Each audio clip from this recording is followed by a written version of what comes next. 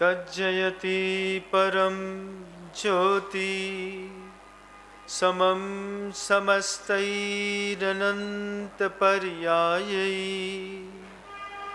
दर्पणतल्लिव सकला प्रतिफलति पदार्थमालिका यत्र गुरुवः पान्तनो नित्यं ज्ञानदर्शननायका चारित्रार्णौ गंभीरा मोक्षमार्गोपदेशका।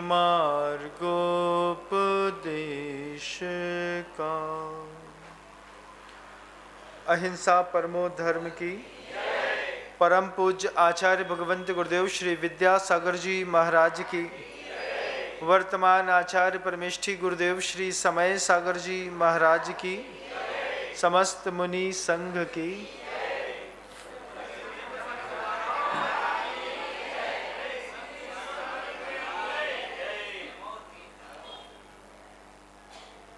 लगातार जब हम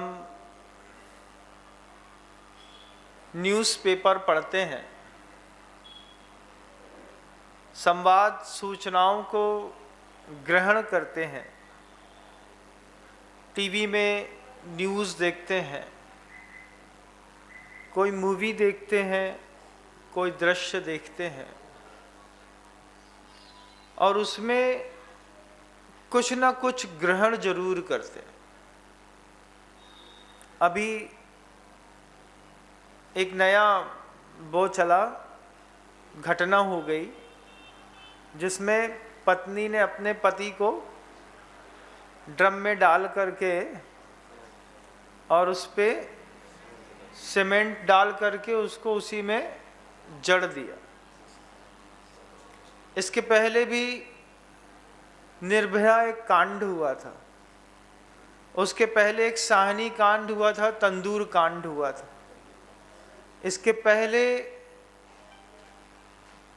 फ्रिज पे अंदर बेटी को काट काट के टुकड़े टुकड़े करके और फ्रिज में रख करके 40 दिन तक वो फ्रिज में ही रखा रहा। फिर इसमें बीच में दिखाया कि उंगलियां बिल्कुल छोटी छोटी छोटी छोटी छोटी काट दी। फिर एक दृश्य दिखाया कि जीभ निकाल दी, नाखून खींच लिए, आँख के अंदर जो है रॉड डाल दी जलती हुई। ये सब चीज़ें इंसान के साथ इंसान ही करता है। आप देखिएगा कि कितनी क्रूरता के चरम तक इंसान पहुंच गया है।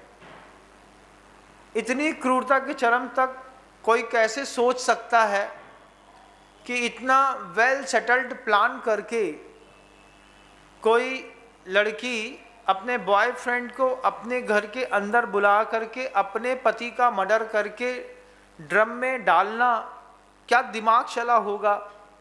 ड्रम में डाल देंगे, उसमें सीमेंट डाल देंगे, पहले से प्लान किया होगा, घर के अंदर 5 बोरी सीमेंट बुलाई होगी, कुछ किया होगा। अचानक तो कुछ होता ही नहीं है ना, होता तो सब प्लान के साथ ही है। फिर कैसे प्लान किया होगा कि बड़ा वाला चाकू लाएंगे, उसमें से छोटे छोटे पीस करके पैकेट में भर के और 200, 250, 400 लीटर के फ्रिज पर बेटी को 40 दिन तक रखा रहा। फ्रिज में मुर्गी के, कुत्ते के, बिल्ली के बच्चे मरे हुए निकलना आम बात हो गई थी। आज इंसानों को भी फ्रिज में उसी तरीके से फ्रीज करने की ताकत और इस तरीके की क्रूरता का माहौल लगातार हम सबकी मानसिकता में बन रहा है। आपकी बच्ची बहुत अच्छी है, उसको किसी प्रकार की कोई प्रॉब्लम नहीं है।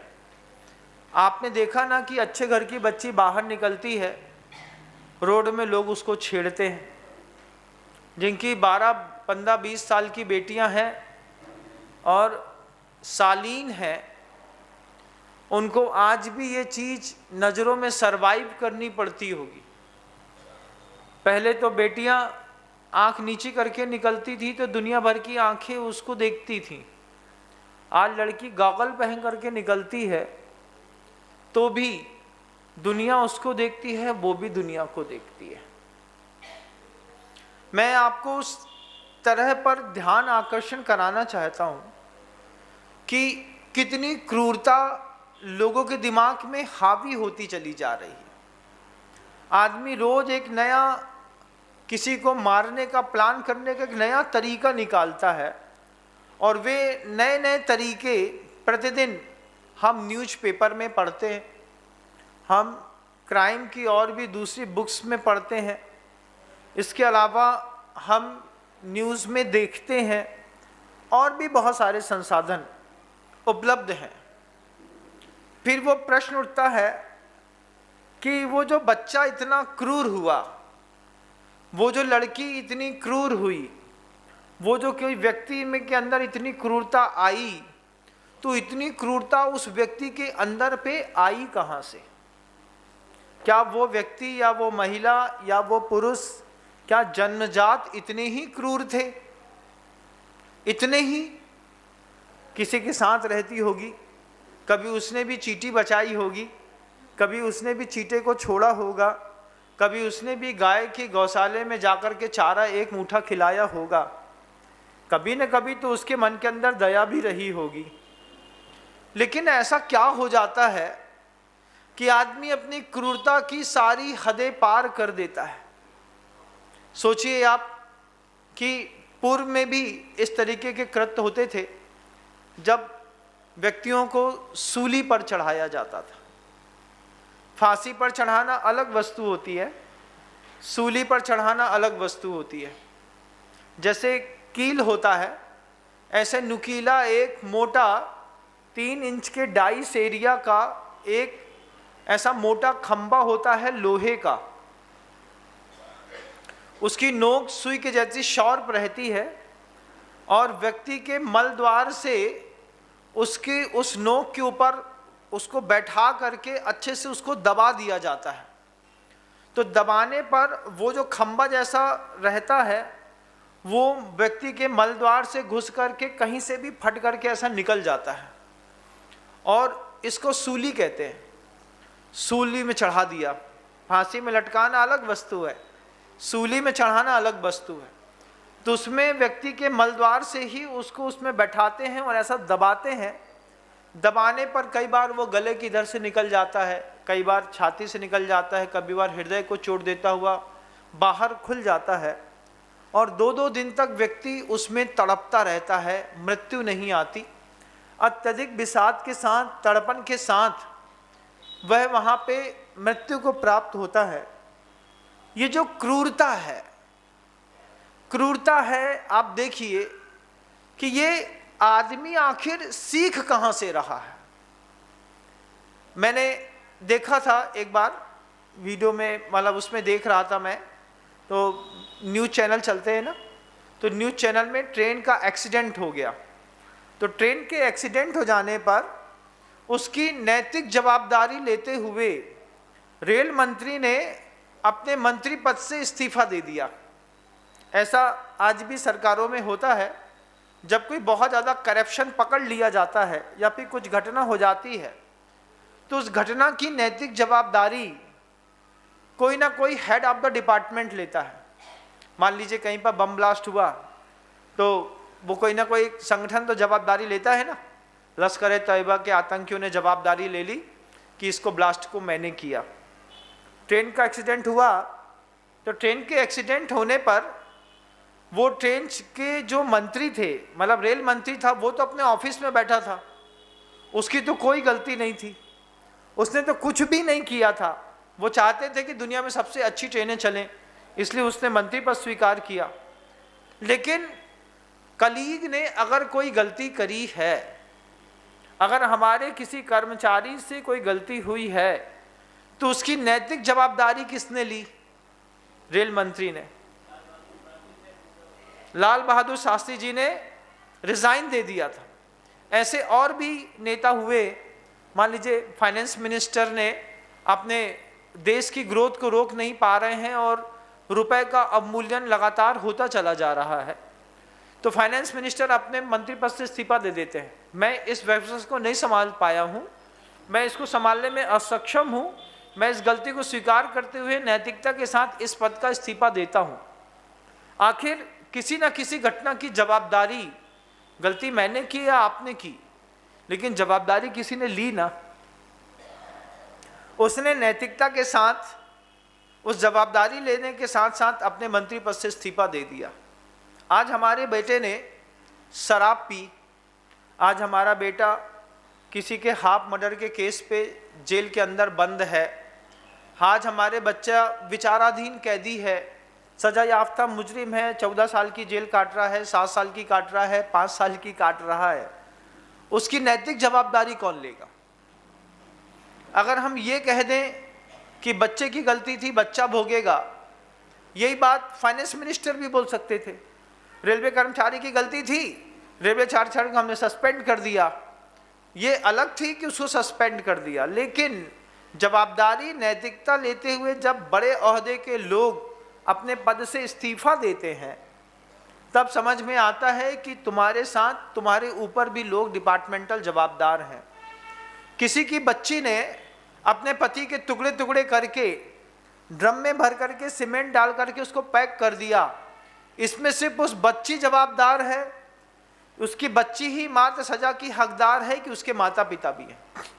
बताइए क्या अंतर्मन कहता है? माता पिता भी जवाबदार हैं किस बात के लिए? अरे माता पिता तो खुद ही बोल रहे हैं हमारी बच्ची को आप सजा दे दीजिए, इससे वो बच नहीं सकते। इस बात को कहकर कि अगर माता पिता ने नैतिक जवाबदारी लेते हुए आप अपने माता पिता के पद का सही निर्वहन नहीं कर पाए, तब जाकर के आपकी बच्ची इतनी क्रूर हुई। आपके घर के अंदर कोई लड़का लगातार आपकी बेटी के साथ पढ़ने के निमित्त से आता है, क्या आप उसको वॉच नहीं करते? छोड़ देते हैं? कौन है, कहाँ से आया है, किसके घर में रहता है, कौन सी कास्ट का है?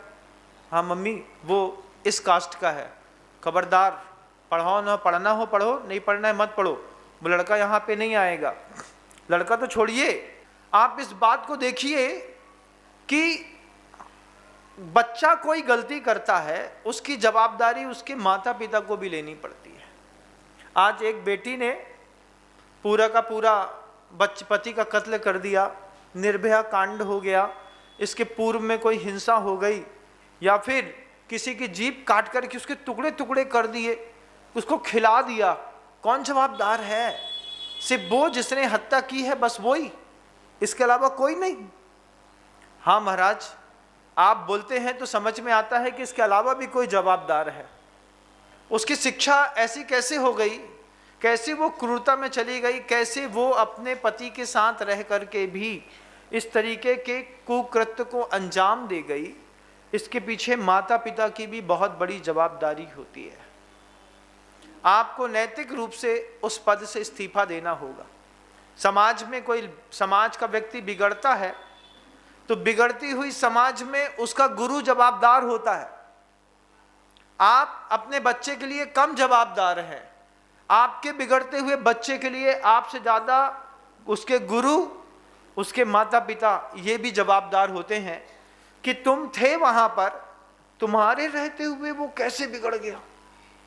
कोई पूछ बैठे आपसे कि तुम्हारे जैसा पिता पाने के बाद तुम्हारा लड़का जेल में कैसे बंद है? सागर की जेल में, उज्जैन की जेल में, इंदौर की जेल में, किसी भी जेल में एक बार विजिट करके आइए, देखिए 16 साल से लेकर के 26 साल तक के विचाराधीन कैदियों की संख्या कितनी है। एक बार देखो तो सही। दिन भर अपनी दुकान में कपड़ा काटने में, सामान बेचने में लगे रहते हैं। एक बार ये भी देखना जरूरी है, जिंदगी के डेवलपमेंट के लिए इस तरीके का विचार शक्ति भी बहुत जरूरी है। फिर आचार्य कहते हैं, चलिए इसकी शुरुआत देखते हैं, कहाँ से गलतियाँ होती हैं और वो गलतियाँ कहाँ पर जाकर के रुकती हैं। जब हमारा आपका शरीर पहली बार बन रहा था, मतलब जब हम इस दुनिया में नहीं आए थे, जब हमने इस भौतिक शरीर को, पार्थिव शरीर को प्राप्त नहीं किया था, जब इसकी शुरुआत माँ के गर्भ में हो रही थी, जब उस माँ के गर्भ में पहली बार कोई जीव आया था, उस वक्त उस जीव ने सबसे पहले पुरुषार्थ किया था 6 पर्याप्तियां पूरी करने का। इस बात को थोड़ा ध्यान से समझने का प्रयास करते हैं। 6 पर्याप्तियां होती हैं। उन 6 पर्याप्तियों की स्वस्थिता आदमी को महान बनाती है। आचार्य वट्टिकेर स्वामी ने इस बात को कहा है कि जब हम पहली बार शुरुआत कर रहे थे अपने जीवन की ना, तो हमारे जीवन की शुरुआत में 6 पर्याप्तियां होती हैं। कोई भी जीव है किसी और पर्याय से और गति से आकर के जब मनुष्य पर्याय में जन्म लेता है, तो प्रथम अंतर मुहूर्त में सबसे पहले जिस पर्याप्ति को पूरी करता है, उस पर्याप्ति की स्वस्थता का प्रमाण पत्र हमको आज भी निश्चित करना होगा। सबसे पहले कौन सी पर्याप्ति है? आहार पर्याप्ति। आहार पर्याप्ति का बहुत बड़ा खेल है। आज हम अपने घर के अंदर जो भोजन करते हैं, उस भोजन में से आप खुद निश्चित करके बताइएगा कितना भोजन ऐसा है जो बाजार से रेडी टू ईट आता है और कितना भोजन है जो आप अपने घर के अंदर बनाते हैं। मन को, भावनाओं को, शरीर को भड़काने का सबसे पहला काम किसने किया है? कौन सी पर्याप्ति ने? आहार पर्याप्ति ने। और आहार पर्याप्ति में आज जितना जितना हम ऊंचा उठते हैं, उतना उतना हम लेविश लिविंग स्टैंडर्ड को अडॉप्ट करते चले जाते हैं। एक जमाना था जब आपके घर के अंदर माँ दोपहर में बैठ करके सेव छांटती थी। होता था कि नहीं? आज होता है क्या? आज जो होता है, जो मोहल्ले में सबसे बढ़िया बेहतरीन जैन नमकीन सेंटर है, वहाँ पे जा करके 2 किलो नमकीन दे देना यार। क्या इंदौर में मैंने देखा इस चीज़ को। वो रात भर जो है बड़ी बड़ी मशीनों से बढ़िया बेस्ट बेहतरीन टेस्टी नमकीन बनाता है। हमने छोटी सी गलती करी, अरे यार अब घर में क्या महिलाओं को परेशान करें, एक काम करते हैं बाजार से खरीद लेते हैं। अरे यार आधा किलो दाना पैक कर देना, 1 किलो भुजिया पैक कर देना, थोड़ा चिप्स दे देना, एक काम करना कलाकंद भी दे दो और काजू कतली भी दे दो। और क्या है? अरे बाबूजी ये लौंग लहसुन सेव बहुत बढ़िया बनाया है। हाँ यार वो भी आधा किलो 1 किलो पैक कर दो, 2 किलो दे दो। अच्छा दे दो। कितना हुआ? 800। फुर्सत हुए ना, टंटा खत्म। 800 रुपये खट खट खट खट खट कर गिना। उसने बना बनाया मटेरियल दिया। उस बने बनाए मटेरियल को लेकर के हम अपने घर के अंदर आ गए। 2 चीज़ें हो रही हैं। एक, कला की हत्या हो रही है प्रतिदिन घर के अंदर। महिलाएं कुछ बनाना जानती थीं, अब उनकी मेमोरी में ये बात डिलीट हो रही है कि हमको ये बनाना है। अब हमने एक चीज़ फिक्स कर ली है कि घर के अंदर कोई मेहमान आएगा तो 80% आइटम हमारे घर के अंदर बाजार का रेडी टू ईट आता है। इस बात से नकार नहीं सकते हैं आप लोग। आप लोग को सबसे पहली चीज़ थी, भोजन सिर्फ शरीर में दर्द नहीं पैदा करता, भोजन आपके चरित्र को भी बिगाड़ता है। समय सार में, मूलाचार में सबसे बड़ा प्रकरण भोजन शुद्धि का रखा। और आचार्यों ने क्या गजब की बात कही, आपने तो कभी ऐसा ध्यान भी नहीं दिया होगा, लेकिन देखिएगा कि प्रश्न खड़ा करिए अपने परिवार के अंदर कि आपके परिवार के अंदर कितनी बार भोजन करने की परंपरा है। कोई नियम, कॉन्स्टिट्यूशन होना चाहिए। होटल नहीं है, घर का चौका। घर के चौके का हमारे यहाँ का नियम है, हमारे यहाँ सुबह नाश्ता मिलता है। बहुत अच्छी बात है। माँ ने पोहा गलाया, पोहा गला करके आपको पोहा बना दिया। घर के अंदर जब मैं था मुझे याद है कि पोहा मिलता था, हलवा मिलता था, मम्मी हलवा दे देती थी, उसमें एक सड़ा हुआ नींबू का खट्टा वाला अचार रहता था। खट्टे अचार के साथ मीठा बढ़िया हलवा और उसके साथ थोड़े सेब और पोहा, उसमें 1 मिर्ची और थोड़ा बहुत नींबू निचोड़ा। ये हमारा ब्रेकफास्ट हो गया। ठीक बात है, कोई दिक्कत नहीं। आपने अपने घर के अंदर ब्रेकफास्ट लिया। उसके बाद दूसरी बार भोजन मिलता था 11 बजे, 10-11 बजे जो है पूरा खाना मिलता है। इसके बाद सीधे भूख लगती थी शाम को 5 बजे। 10 बजे सुबह खा लिया है तो शाम को 5 बजे खा लेंगे। शाम को 5 बजे फिर भरपेट भोजन किया तो फिर उस भोजन के बाद कुछ ही चीज़ की अपेक्षा नहीं रहती। 5 बजे भोजन किया है तो सूर्यास्त मतलब अंधेरा होने से पहले आपको एक बार जम के प्यास लगेगी, तो बैठ करके आराम से 1 जग पानी 1.5 जग पानी पिया और दिन पूरा हो गया। आज स्थिति ऐसी तो नहीं है, आज स्थिति तो बिल्कुल अजूबी है। क्यों? हमने अपने घर के चौके के संविधान में इस बात की निश्चितता नहीं करी कि हमारे घर में कितनी समय कितनी बार भोजन दिया जाएगा। तो आपका चौका जो है वो कंफर्टेबल हो गया।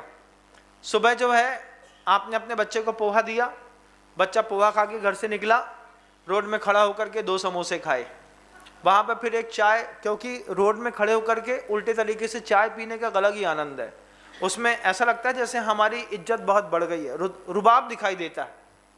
फिर बच्चे ने जब पहली बार गुटखा खाया या फिर आपने अपने बच्चे की पैंट में पहली बार गुटखा चेक किया कि हमारे बच्चे के पैंट में राष्ट्रीय रखा है, माणिक चंद रखा है, कुछ भी रखा है, तो आपने उसको टोका नहीं ना? क्या बोला? अरे यार लड़का बड़ो हो रहा है, आज ना सीखे तो कब सीखे, है ना? ये बात कह करके आपने अपने बच्चे को थोड़ी सी छूट दी। देखिएगा आहार पर्याप्ति दूषित होती चली गई। घर के अंदर मुझे याद है, अगर चाचा ने हमको फुल्की खाते ठेला में देख लिया, घर में घुसने पर दहशत रहती थी। किस बात की? अब पड़ेगी। और घर दुकान में कहीं भी पहुंच जाओ, घर पहुंच जाओ तो वही चाचा, दुकान पहुंच जाओ तो वही। एक साथ मैं सोचता था इतनी जल्दी दोनों जगह कैसे दिख गई है। और कोई भी बैठा हो घर के अंदर, दे धमाधम 2, 3, 4 चांटे। जे नवाब साहब जे बड़े हो गए, जे बाजार में फुल्की खा रहे थे, अपने घर में खाबे को फांका पड़ गए। ऐसा टॉन्ट मारा जाता था, बाजार की कचौड़ी नहीं खा सकते, चाहे वो भले ही धर्मेंद्र भैया की हो, स्वास्थ्य के लिए हानिकारक है। समझना इस बात को कि कचौड़ी अगर घर के अंदर आ गई, फुल्की खाते किसी ने देख लिया, पत्ते में रोड में खड़े होकर के चाट खाते हुए किसी ने कह दिया, भाईजान साहब कैसे? इतने में लगता था यार जैनों के घर के अंदर खाने को नहीं है कि चाट का ठेले में खड़े होकर के चाट खा रहे हैं। और फिर अगर किसी ने घर में दुकान में जाकर के पापा से कह दिया, कहे भैया तुम बड़ा चाट खा रहे हो यार, पैसा वाले होगा वह, नहीं थोड़े बड़ो तो होगा वह, इतना कह के बे तो बोल के चले गए, अपने तो अच्छे सुटरंजन हुए।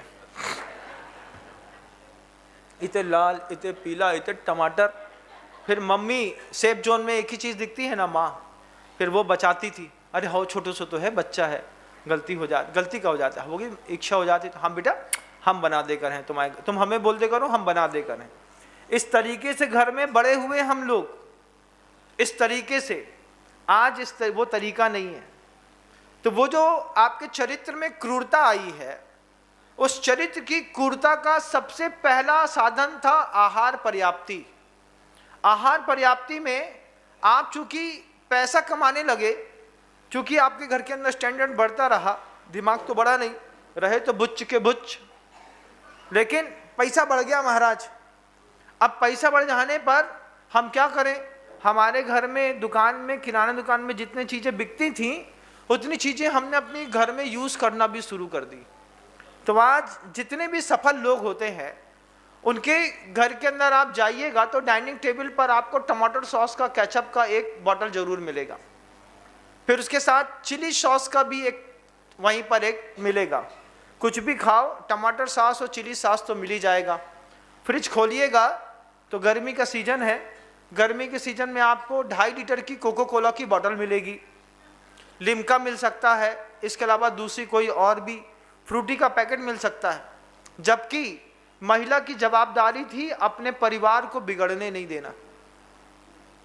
कच्चा आम उसी में पका आम दोनों एक साथ मिलाया, उसको पतला किया, थोड़ा शक्कर मिलाई, थोड़ा प्रॉपर तरीके से उबाला और उसमें थोड़ा सा कलर दे करके सामने रखा, तो बच्चे को बिल्कुल फ्रूटी का टेस्ट आता है।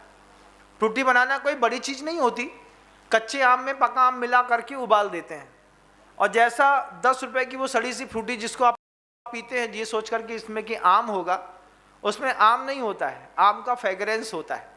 आपको बता देते हैं, काइंड योर इन्फॉर्मेशन।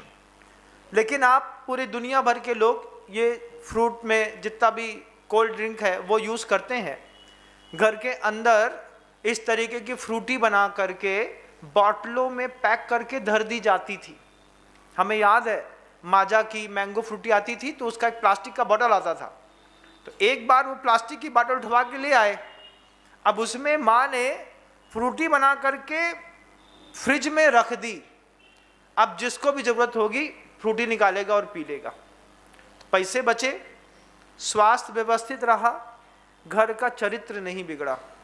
पहले चित्त बिगड़ता है। एक बार बाजार के खाने की एक बहुत बुरी आदत है, एक बार अगर आप कोई चीज़ खा लें फिर आपको उसके अलावा कुछ चीज़ अच्छी नहीं लगती। बच्चे मैगी में पगलाए तो मर जाएंगे लेकिन मैगी ज़रूर खाएंगे। आपके घर के अंदर भी आप लोग चटोरे हैं। जितने भी लोग मुझे बहुत धैर्य के साथ सुन रहे हैं उनकी आत्मा को साधुवाद है, लेकिन बचे तो वो भी नहीं है। चिप्स बाजार की खाना है, लेस का चिप्स मिल जाएगा तो वो भी खा लीजिए, कोई दिक्कत नहीं है, जबकि उसमें लिखा है कि सुअर का मांस इसमें मिलाया गया है। उसके बाद मुसलमान लेस का चिप्स नहीं खाता, लेकिन आप खाते हैं। मैं आपको इसलिए बताना चाहता हूं कि आपके घर के अंदर जो व्यक्ति क्रूर हो रहा है, उस क्रूरता को बिगाड़ने का पहला काम उसकी आहार पर्याप्ति का स्वस्थ न होना। स्वस्थ शब्द अपने आप में बड़ा जबरदस्त है। स्था धातु जो है वो रुकने के अर्थ में है, और स्था धातु में स्व शब्द लगाया, मतलब अपने आप में तुम्हारा आहार रुका हुआ है कि नहीं। तुमको तुम्हारे घर के अंदर ऐसा भोजन भी नहीं मिलता कि तुम अपने घर के भोजन से संतुष्ट हो जाओ। माँ इतनी जानदार थी जमाने की, वे जानते थे जब बच्चा 2-3 दिन में बहक जाएंगे। 2 दिन में एक दिन फुल्की बना दी, दूसरे दिन दोपहर में डोसा बना दिया। कभी बुआ रहती थी तो बुआ ने वहीं पर जो है कभी कुछ और पूड़ी तल दी, कभी वो चूड़ा बना दिया, कभी उत्पम बना दिया, कभी कुछ बना दिया। तो जितनी भी बुआ रहती थी घर के अंदर, वो महिलाएं बहनें जिनके विवाह नहीं हुए हैं, बुआ के ऊपर बड़ी जवाबदारी रहती थी। वो घर में साफ सफाई सबसे ज़्यादा कौन करती है बताओ? वही बेटी करती है जिसका अभी विवाह नहीं हुआ है। घर में सिर्फ साफ सफाई की जवाबदारी नहीं, किस व्यक्ति की मानसिकता कैसी है इसकी जानकारी भी उसी को रहती थी। उसको भी कंट्रोल करने का काम बुआ का रहता था। बुआ मिली, अब बुआ तो बुआ होती है, उसको प्रैक्टिकल करना रहता था। उसने ढोकला बनाए, ट्राई बॉल, बेटा खा के देखो कैसे बनो है। अब हमने खाया और बोल दिया बुआ 1 नंबर बना है, फिर तो कहने ही क्या। फिर ढोकला ऐसा नहीं मिलता था। ढोकला जो मिलता था, ढोकला बनाने के बाद ढोकले को तलते थे। तलने के बाद कढ़ैया में जो नीचे चिपक जाता था ना, उसको खुरचते थे काला काला। फिर खुरचन खाने का जो मज़ा रहता था, वो मज़ा ढोकला खाने में नहीं आता था। बुआ से बोलते थे, बुआ ढोकला नहीं, वो नीचे का चूरा चूरा दे दो, चूरा चूरा चूरा चूरा। बुआ बोलती थी बेटा बड़ा बड़ा खा के देखो। अपना दिमाग काय में लौटता था चूरा चूरा खाने में। कितना चूरा, जितना चूरा रहता था उतना। एक बार तो हमने खुद ट्राई किया, ढोकले को ऐसे दबा के चूरा चूरा कर दिया। अब उसको खूब गर्मा किया, लेकिन वो वैसा नहीं होता था जैसा वैसे होता था। टेक्निक आती नहीं, लेकिन खाना चाहते हैं। जब आप इस तरीके का भोजन घर के अंदर करते थे, आपका संस्कार कुछ और रहता था। आज पता नहीं कहाँ की दाल है, कहाँ का बेसन है, बनाने वाले का हाथ कैसा है, भावनाएं कैसी हैं, किस चीज़ से बनाया है, बस टेस्ट से मतलब है। अच्छा दिख रहा है, बेहतरीन रवेदार, इसमें ईस्ट मिलाया है, इसमें किसी प्रकार का जैविक कोई पदार्थ मिलाया है, कोई इसमें कोई और पाउडर मिलाया है, क्या मिलाया है कोई फर्क नहीं पड़ता। इससे हमारे इमोशंस डैमेज होते हैं, हमारी बॉडी में एक्साइटमेंट बढ़ता है। शब्द को लीजिएगा, हमारे शरीर पे उत्तेजना बढ़ती है भोजन से। शरीर पे उत्तेजना बढ़ती है भोजन से, तो शरीर उत्तेजित होता है। उत्तेजित होने पर वो पाप कर्म के लिए अग्रसित होता है। और यहाँ पर आप बड़े धनवान हो गए हैं, क्योंकि अपना तुम्हारा मना धंधा इतना चल रहा है, किसके लिए कमा रहा है? खा रहे बेटा, अच्छा यहाँ गुटखा फंसा लिया, कर लो, हमारे लड़का को कोई कमी ना होने वाली, ध्यान रखियो। हाँ भैया हाँ भैया, वो हाँ भैया कह के तुम्हारे बच्चे को जो बाहर के खाने की आदत लगी तो उसकी पहली आहार पर्याप्ति बर्बाद हो गई। आज आप में से कितने सारे ऐसे लोग हैं जिनके घर के अंदर घर का बना पापड़ तक नहीं है। इस बात को आप नकारिएगा मत। लिज्जत पापड़ ले आए, जैन पापड़ ले आए, किसी दुकान से कोई पापड़ ले आए, 150 रुपये किलो, 200 रुपये किलो, काम नहीं करना चाहते महाराज। महाराज 2 पापड़ खाना है, 2 पापड़ के चक्कर में उससे बोलेंगे तो अभी वो चिक चिक करेगी। चिक चिक करने से अच्छा है हम बाजार का पापड़।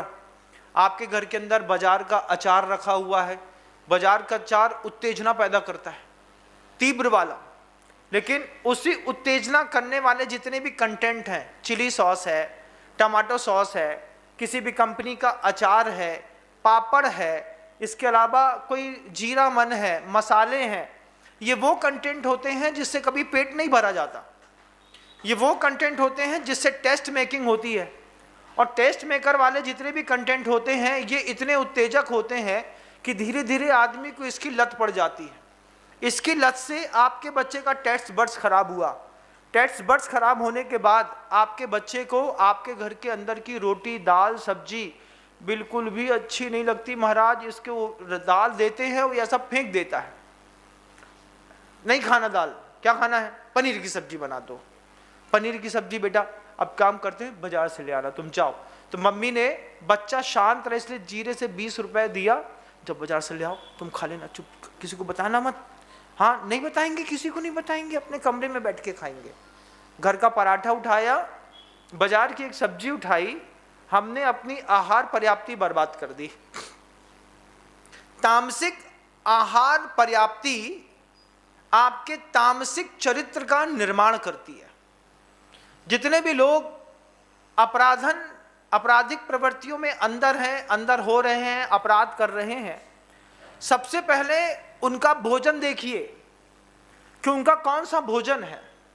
दुनिया भर में जितना भी जंक फूड है, आप चाउमीन खा लीजिए, मोमोज खा लीजिए, कुछ भी खा लीजिए, उसमें टेस्ट किस बात का अच्छा बताओ। एक मोमोज खाते हो ना, उस मोमोज को बिना चटनी के खा के देखो तो एक बार, सड़ा हुआ उबला मैदा है, मुंह में गलेगा तक नहीं, उसको पानी पी करके लीलना पड़ता है, लेकिन उसके बाद भी खाएंगे महाराज। क्यों? हम बड़े घर के लोग हैं, एक बार तो ट्राई करेंगे। भारतीय संस्कृति में सिर्फ 15 साल का पिछले का इतिहास हटा दीजिए, सिर्फ 15 सालों का, 15 सालों में इतने ज्यादा फूड के काउंटर विदेशी सभ्यता वाले भारत के अंदर डेवलप हुए हैं कुकुरमुत्ते के जैसे, कि जिसने हमारे पूरे भारत के चरित्र को बर्बाद किया है।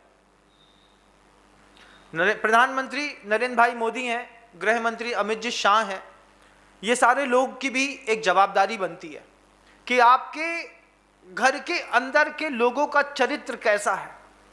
एक व्यक्ति को सजा दे दो, फांसी पर लटका दो, फांसी में लटका देने से उस तरीके के व्यक्ति का निर्माण बंद नहीं हो सकता। आज आपने एक बहू को, एक बेटी को फांसी दे दीजिए, आप एक किसी निर्भया कांड के दोषी को, आपराधिक प्रवृत्ति के व्यक्ति को फांसी पे लटका दो चौराहे पे किसी के सामने। इसका यह मतलब तो नहीं है कि आपके 150 करोड़ में दूसरी तरीके का ऐसा व्यक्ति इसी मानसिकता वाला पैदा नहीं होगा, पैदा होगा, क्योंकि उसको पैदा करने की जड़ें आपके घर के अंदर हैं। सरकार उसको छूट दे रही है, हम उसको बैन लगा सकते हैं, सोशल मीडिया में बैन लगा सकते हैं, लेकिन हम लगातार सिर्फ पैसे की लाभात लोभम प्रजाए थे, सिर्फ पैसा कमाने के चक्कर में। सूचना और प्रसारण मंत्रालय का बहुत बड़ा हाथ है। मैं तो ऐसा मानता हूं कि सूचना और प्रसारण मंत्रालय के मुखिया को जितनी मोटी रकम घूस में खाने मिलती होगी, इतनी मोटी रकम दुनिया में किसी को नहीं मिलती होगी, क्योंकि प्रसारण मंत्रालय की अनुमोदना के बिना कोई भी एड टीवी पर आ नहीं सकता, दूरदर्शन दिखा नहीं सकता। किसी भी ऐड को दिखाने से पहले कहीं ना कहीं उसको एथोराइज किया जाता है, कहीं पर उसका सर्टिफिकेट लगता है, उसका पैसा कहीं ना कहीं तो शिफ्ट होता होगा। तो जितना इस मंत्रालय में पैसा है, इतना दुनिया के किसी मंत्रालय में पैसा नहीं है। टेक्नोलॉजी है बंधुओं, मीडिया का जमाना है, जो दिखता है वो बिकता है, और जो बिकता है उसी के चक्कर में आदमी मरता है। आज आप अपने बच्चे की आहार पर्याप्ति व्यवस्थित नहीं रख पा रहे हैं। आपका बच्चा अगर क्रूर है, आक्रामक है, किसी बच्ची का रेप कर रहा है, बच्चा चोरी कर रहा है, हिंसा कर रहा है, उसमें उसके माता पिता जवाबदार हैं, उसमें उसका गुरु भी जवाबदार है।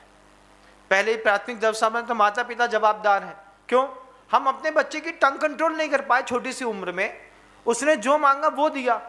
छोटी सी उम्र में बाहर की कचौड़ी खाने की आदत डाल दी, चाउमीन खाने की आदत डाल दी, उसकी वो मैगी खाने की आदत डाल दी। घर के अंदर विश्वास मानिए कभी मैगी नहीं खाई मैंने, आज तक नहीं खाई। लोग मैगी के दीवाने जरूर रहे। जब कभी भी दुकान में मैगी बिकती थी, कार्टून के कार्टून लोग आते थे लेके खरीद जाते थे। कभी कहता था माँ से, बुआ से कहता था, छोटे से बच्चे थे, सबसे ज़्यादा लाड़ तो बुआ से मिलता है। 4 बुआ थी, चारों लाड़ करती थी। हाँ बेटा बुआ मैगी खानी है, हम घर में बना देंगे, तुम बाजार की नहीं लाना। क्या समझाते थे।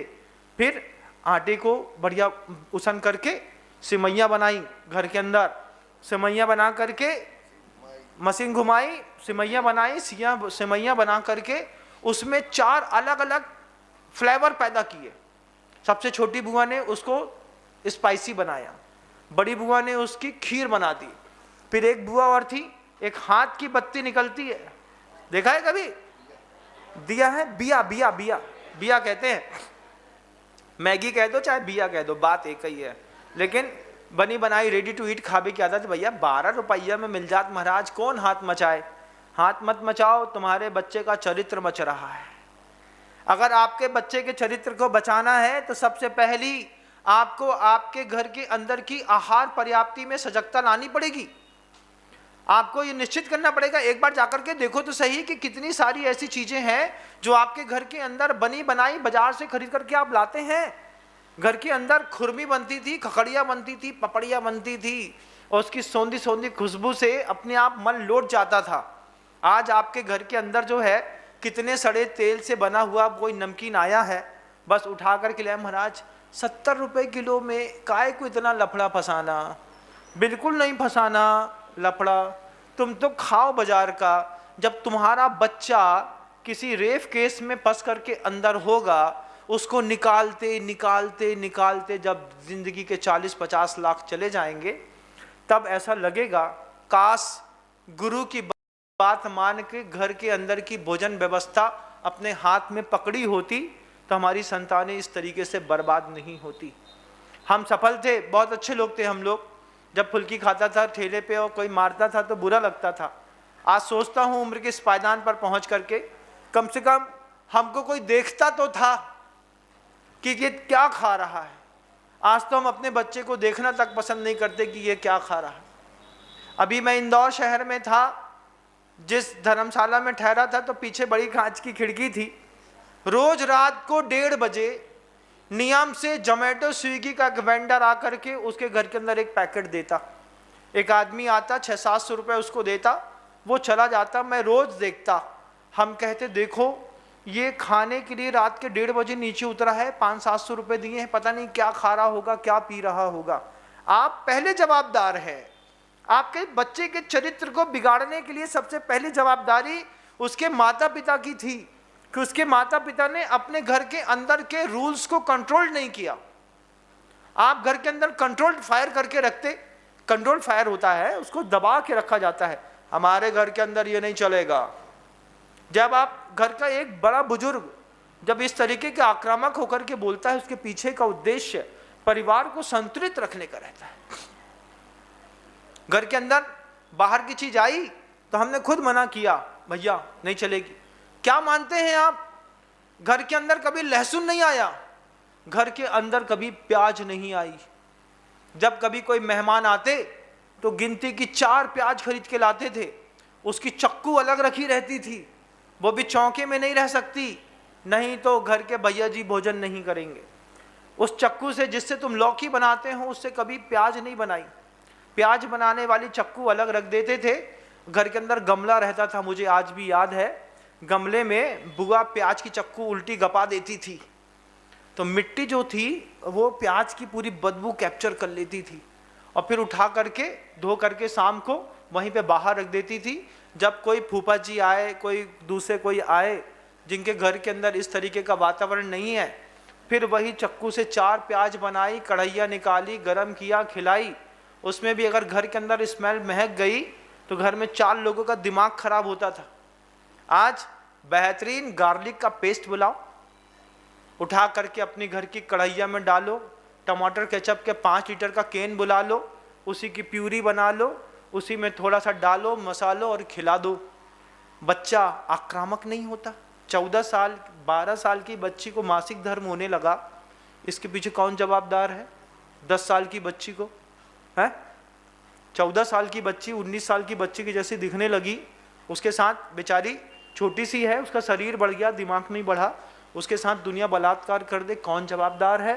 एक बार जवाब दीजिएगा मुझे।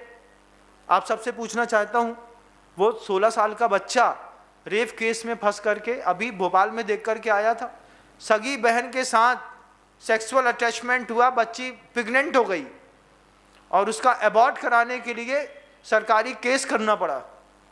भले वो जैन समाज की नहीं थी, किसी और कास्ट की थी, लेकिन हुआ ना ऐसा। हमारे घर के अंदर बच्चे अबोध हैं, अबोध बच्चे किस तरीके की हरकत कर रहे हैं देख रहे हैं आप? क्या देख रहे हैं? सूचना और प्रसारण मंत्रालय तक ये बात पहुंचाई जाए।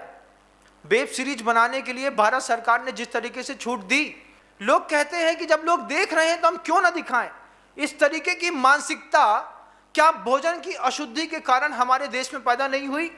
हमारे देश की वसीहत में लिखा था, यत नार्यस्तु पूज्यन्ते रमन्ते तत्र देवता।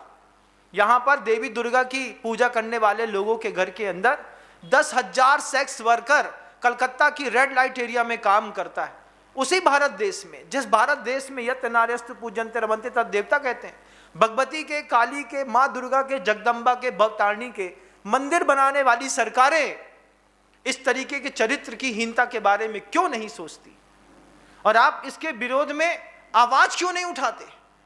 क्या सिर्फ सब साधु करेगा? हम ही बस बुरे बनेंगे, हम ही बस बोलेंगे, लोग हमसे बोलेंगे विनम्र सागर को ज्यादा पड़ी है ना, क्योंकि हम भी जवाबदार हैं। अगर हम तुम्हारे घर की लगी आग नहीं बुझा पाए तो साधु भी जवाबदार है। मंत्री पद से जैसे फाइनेंस मिनिस्टर ने इस्तीफा दे दिया, रेल मंत्री ने इस्तीफा दे दिया, यहां कोई हमसे इस्तीफा तो नहीं मांगेगा, लेकिन आत्मा कचोटती है कि मेरे रहते, मुझ जैसे सफल साधु के रहते मेरे घर की समाज बिगड़ गई। धिक्कार है विनम्र सागर तुम्हारी वाणी पे कि तुम कुछ कर ना पाए। लेकिन सिर्फ मैं अकेला नहीं, मेरे साथ आप भी जवाबदार हैं। आपने अपने घर के अंदर की भोजन की पूरी मर्यादाएं खराब कर दी। आज 14 साल की बच्ची को आप अलग तरीके से यूज करके वेब सीरीज बनाई जा रही है, आप टीवी चैनल्स में दिखा रहे हैं, उसको शॉर्ट्स में दिखा रहे हैं। कॉन्वेंट स्कूल में लोगों ने इस बात को देश के अंदर इंप्लीमेंट किया कि 12वीं क्लास की बच्ची घुटने के ऊपर की फ्रॉक पहन करके स्कूल जाएगी और उसमें लेगी नहीं पहन सकते। इस तरीके की अश्लीलता का वातावरण इन कॉन्वेंट स्कूलों ने बनाया है। इसके लिए आवाज उठानी चाहिए। हमारे यहाँ की सभ्यता थी, बेटियां सलवार सूट पहन करके जाती थी, उसमें भी बेटी का जो सूट रहता था वो घुटने के नीचे तक पहुंच जाता था।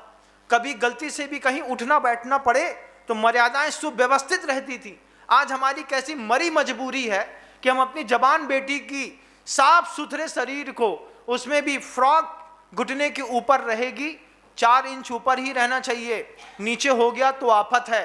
लेगी नहीं पहन सकते भाई। ऐसी स्कूलों में हम अपने बच्चे पढ़ा रहे हैं और हम कहते हैं कि हम सफल हैं। हम सफल नहीं है। इससे बहुत अच्छी है ज्ञानोदय विद्यापीठ प्रतिभा स्थली विद्यालय जबलपुर, डोंगरगढ़, इंदौर, बहुत अच्छी है। सारा भोजन बनाना सिखाते हैं। सिर्फ 7 सब्जेक्ट नहीं बंधुओं, इसके अलावा पढ़ाई के साथ में स्कूल में क्या मिलता है ये मायने रखता है। घर के अंदर पढ़ाई के साथ बच्चे को क्या मिलता है, कैसा वातावरण मिलता है, कैसी चर्चाएं मिलती हैं, इससे विकास होता है। आपने अपनी आहार पर्याप्ति घर के अंदर बर्बाद करी है। इसमें सारे माता पिता दुनिया भर के अपराधी हैं। नैतिक पद से इस्तीफा देना सीखिए। हम अपने घर के अंदर इस बात का अपराध बोध है महाराज, हम इसका प्रायश्चित करेंगे। आप इसका प्रायश्चित करिए, संकल्प करिए कि खाने वाली जितने भी चीजें हैं हम घर के अंदर बनाने की प्रयास करेंगे तो एक और नया कार्यक्रम शुरू होगा। किसी नीच कुल के व्यक्ति ने बिना हाथ धोए पूरा भोजन बना करके आपके घर के अंदर भेज दिया है। सोचिए, जोमेटो स्विगी से जब भोजन आता है, नीचे मीट रखा है, उसके ऊपर आपने तला हुआ चावल बुलाया, एक ही डिब्बे में दोनों चीजें एक के ऊपर एक, पैकेट के ऊपर पैकेट रखा है, आपने बुलाया, आप खा गए। कैसे जैन हैं हम? हमारे यहाँ तो सकरे की व्यवस्था थी, हमारे यहाँ सिखाने की एक अच्छी मर्यादा थी। 3 दिन के बाद आदमी हाथ नहीं लगाता था। बासा हमारे घर के अंदर खाते नहीं थे, जूठा हाथ लगा दिया तो उस चीज को वहीं पे खत्म करना पड़ता था। फिनिश करो, खराब हो जाएगा। हमारे यहाँ सूक्ष्म जंतु विज्ञान था, हमारे यहाँ आहार की पवित्रता थी, और आज भी आहार की पवित्रता है। इसीलिए इस तरीके के कृत्य में आज तक एक भी जैन नहीं देखा गया। इस बात का गर्व है मुझे कि रेप केस में इस तरीके से हत्या करने के आपराधिक मामलों में आरटीआई की जानकारी लगा करके एक बार देखिए कि भारत में अगर किसी जैन ने इस तरीके का काम किया हो तो आपको उसमें नोड्यूस सर्टिफिकेट मिलेगा। गर्व की बात है, लेकिन अभी भी विचारणीय बात है। आप बड़े बड़े घर के लोग किस तरीके से अपने घर की आहार पर्याप्ति को बर्बाद कर रहे हैं। प्रश्न उठता है इस बात का, आपको प्रश्न इस बात पे उठाना चाहिए कि भैया महाराज सही कह रहे थे। अपने घर के अंदर भी देखिएगा, आप अपने घर के अंदर देखिए, बेटे आउट ऑफ कंट्रोल्ड हैं, बेटियां आउट ऑफ कंट्रोल हैं। माता पिता को प्रत्येक समय इस बात की चिंता है कि महाराज बेटी हमारी सुनती नहीं, क्यों? हॉस्टल पे भेजा, टिफिन सेंटर वाले ने काम किया, टिफिन सेंटर वाले में और माँ के भोजन में अंतर नहीं होता, एक जैसा होता है। सिर्फ पढ़ाई और पैसे के चक्कर में बच्ची को हॉस्टल में एडमिट कराया था, उसकी आहार पर्याप्ति खराब हो गई। उसको जब मर्जी पड़ी उसने भोजन का, एक सुबह का टिफिन बुलाती हैं बेटियां, शाम के समय किसी भी रेस्टोरेंट में जाकर के एक डोसा खा लेंगी, कोई चाउमीन खा लेंगी, थोड़ा सा पोहा खा लेंगी, एक कोल्ड कॉफ़ी पी लेंगी, काम चला लेंगी, और हम सफल हैं। अरे हमारी बच्ची वहाँ पढ़ रही है ना, महाराज आशीर्वाद दीजिए, बड़ी स्कूल में पढ़ रही है, खाक आशीर्वाद दे दे तुमको। आशीर्वाद देने से तुम्हारी बच्ची को क्या मिलने वाला है? Physics, chemistry, math, biology, science, पैसा कमा लेगी और किसी नीच के साथ भग जाएगी विदेश। और इसमें हम बड़े, अरे महाराज गलती हो गई क्या? अब नैतिक पद से अब आप इस्तीफा कैसे दे पाएंगे? नैतिकता तो आज की है। जितना भांग घर में घुल गई।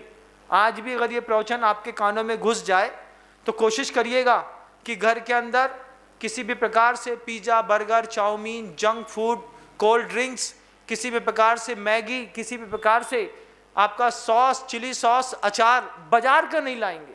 खाने की थोड़ी मनाही है,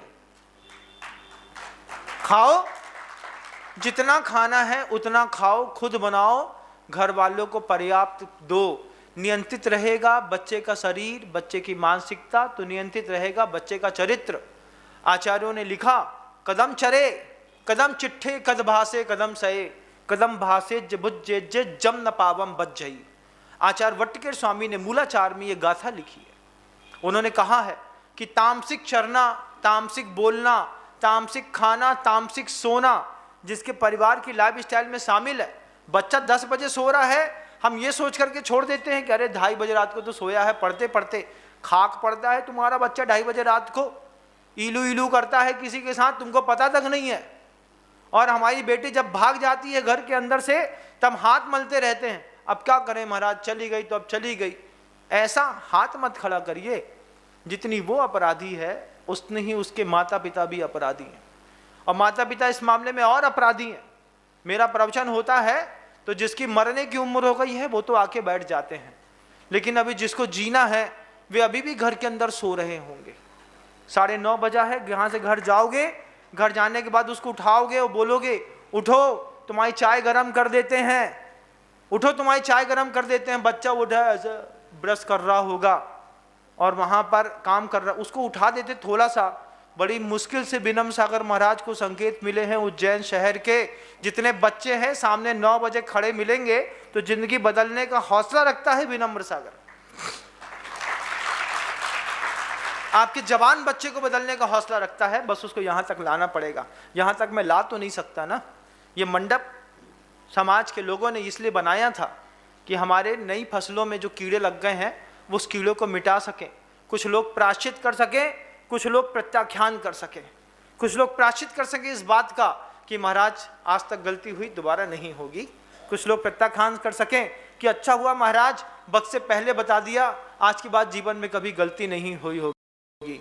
अगर 20 साल की उम्र में मेरे माता पिता के साथ मेरा संयोग संघ के सन्निधि में जाने का नहीं बना होता तो क्या मैं आज यहाँ पर बैठा होता? कहीं किसी भी साधु की शुरुआत कहीं न कहीं तो उसके माता पिता ने किसी संत से जोड़ करके करी है। आपने अपने बच्चे को कभी संत से जोड़ा? कभी किसी साधु के पास ले जाकर के जोड़ा? घर के अंदर था, कहते थे घर के लोग जाओ, गांव में कोई महाराज जी आते थे, ना उनको मतलब था ना हमको मतलब था। पिताजी बोलते थे जाओ महाराज के पास बैठना, थोड़ी देर उनके पैर दबाना, देखो अच्छी बात बताते हैं महाराज, उनके पास बैठ करके और आधे घंटे में आ जाना। हमें नहीं जाना है, हम बोल रहे हैं ना जाओ, चलो महाराज के पास जाओ। अच्छा, डांट के भेजा जाता था, मजबूरी में पापा के दबाव में एक एक घंटा साधु के पास बैठे रहते थे। संस्कार काम आता है बंधुओं, संस्कार। आपने अपने घर की आहार पर्याप्ति बिगाड़ी है। बोलना तो और भी बहुत कुछ था, लेकिन सिर्फ 6 पर्याप्तों में सिर्फ आहार पर्याप्ति की चर्चा कर पाया। अगली पर्याप्तों के बारे में कल प्रयास करूंगा। लेकिन आपको आवाज़ उठानी पड़ेगी। जब आप किसी बच्ची को 16, 12, 14 साल की बच्ची को गलत तरीके से देखते हैं, सीरीज़ में दिखाया जाता है, उसके लिए सीरियल बनाए जाते हैं, उसमें आप आवाज़ उठाइए। जमाना बहुत हाईटेक है, टेक्नोलॉजी का प्रयोग करिए। नरेंद्र भाई मोदी से बोलिए कि हमारे देश के अंदर आपकी सरकार इस तरीके का दिखा करके हमारे घर के बच्चों के चरित्र को कितना बर्बाद करना चाहती है। तंबाकू निषेध भी कराते हैं, लिखते हैं, और फैक्ट्रियां भी बंद नहीं कराते। शराब निषेध का दिवस भी मनाते हैं, शराब पे बैन भी नहीं लगाते। कैसी सरकार है? सोचना चाहिए आप सबको भी। मैं भी सोच रहा हूं इस बात में कि एक बार आप जनता आवाज तो उठाए, जनता बोले तो। अरे 14 साल की बच्ची को तो छोड़ दिया होता सीरियल वालों ने। 14 साल की बच्ची पकड़ ली, 15-16 साल की बच्ची पकड़ ली, जिस छोटी सी उम्र में एडल्ट सर्टिफिकेट नहीं मिला है, उससे कम उम्र दिखने वाली बच्ची का एआई के माध्यम से, दुनिया चीजों के माध्यम से इतना वल्गर कंटेंट पूरे देश के अंदर सप्लाई किया जा सकता है, कर रहे हैं। इसकी संस्कार क्या आंख बंद करके बैठी है, उसको कुछ नहीं दिखता। बेबी देखते होंगे, लेकिन घूस का हजारों करोड़ रुपए का पैसा मिलता होगा किसी ना किसी को, तब जाकर के पूरे दूरसंचार मंत्रालय ने इस तरीके का वल्गर कंटेंट फैला करके पूरा देश बर्बाद कर दिया। हम कहते हैं सरकार उत्थान कर रही है, नरेंद्र भाई मोदी तक मेरा यह प्रवचन कोई पहुंचाने की कोशिश करिएगा। हाथ जोड़ करके कहूंगा, आप प्रधानमंत्री के पद पर बैठे थे, आपको पूरी 150 करोड़ लोगों ने अपना पिता माना था। आज आप महाशिव के रूप में पूरी दुनिया में जाने जाते हैं। क्या महाशिव अपने घर के बच्चों के चरित्र को बिगाड़ने के लिए सूचना और प्रसारण मंत्रालय को कंट्रोल भी नहीं करेगा? करना चाहिए था। अफसोस है इस बात का कि इतनी लंबी सत्ता की पारी खेलने के बाद भी हम अभी भी अपने बच्चों के नैतिक चरित्र के सुधार के लिए कुछ कर नहीं पाए। जितने भी कॉन्वेंट स्कूल थे, इनकी स्कूल में रेगुलेशन नहीं लगा पाए कि 6वीं क्लास के बाद की बच्चियां सलवार सूट पहनने के लिए किया जा सकता है। आज भी कैफरी पहन करके बच्ची जाती है। बोलो जाती कि नहीं जाती? जाती है ना। कैफरी पहन करके बच्चे जाते हैं। क्या वो नग्नता घर के अंदर को एजुकेशन में रहने वाले बच्चों को परेशान नहीं करती होगी? क्यों नहीं करती होगी? सब कुछ करती होगी। इसके बारे में किसी को तो नैतिकता की जवाबदारी लेनी चाहिए। जब फाइनेंस मिनिस्टर इस्तीफा दे सकते हैं, जब रेलवे का मिनिस्टर इस्तीफा दे सकता है, तो एक चारित्र के मिनिस्टर को भी फिर उससे इस्तीफा की मांग करिए, और नहीं तो प्रार्थना करिए कि आपका यह जीवन काल और यशस्वी रहे। हम तो चाहते हैं कि जो भारत के प्रधानमंत्री हैं अगले 100 साल तक भारत के प्रधानमंत्रित्व का निर्वहन करें, लेकिन कम से कम बच्चों के चरित्र के निर्माण के लिए इन छोटी छोटी बातों पर भी एक गहरी दृष्टि डालें। ईगल आई के जैसे, गोंडल आई के जैसे, तो ये भारत की वसुंधरा जगदम्बा के मंदिर के साथ सार्थक मानी जाएगी। नहीं तो जगदम्बा सिर्फ मंदिर तक रह जाएगी और रोड पे कैफरीना और सली लियोनी दिखाई देगी। हम सबको अफसोस होगा। सुधार करिएगा। शब्दों को विराम देता हूँ। गुरुदेव श्री विद्यासागर जी महाराज।